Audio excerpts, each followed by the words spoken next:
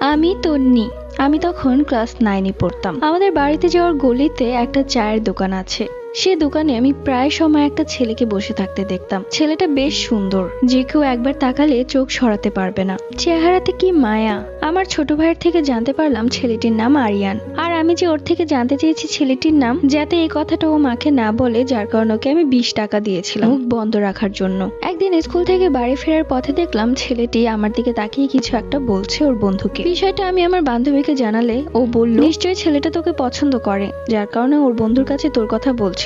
এই কথা শুনে তো আমি মহা খুশি, কেননা আমিও তো ছেলেটাকে খুব পছন্দ করি। আস্তে আস্তে আমি ছেলেটাকে ফলো করতে শুরু করলাম। মূলত ওর জন্যই আমি প্রত্যেকদিন স্কুলে যেতাম। স্কুলে যাওয়ার পথে ওকে একটা বার অন্তত দেখতে পারবো। ওকে দেখার জন্য শুধু বাড়ি থেকে বের হওয়ার ছুতো খুঁজতাম। এরপর দেখতে দেখতে ক্লাস 10-এ উঠে গেলাম। এরই মধ্যে কিন্তু ওর সাথে আমার একটা বারও কথা হয়নি। শুধু আমি ওকে দেখতাম, কোনো কিছুই বলার সাহস হয়নি। একদিন স্কুল থেকে বাড়ি ফেরার পথে দেখলাম চায়ের দোকানে ও নেই। কোথায় গেছে? প্রত্যেকদিন তো এই সময় এখানেই থাকে। যাই হোক, আমি আমার বাড়িতে আসছিলাম। আমাদের বাড়ির বড়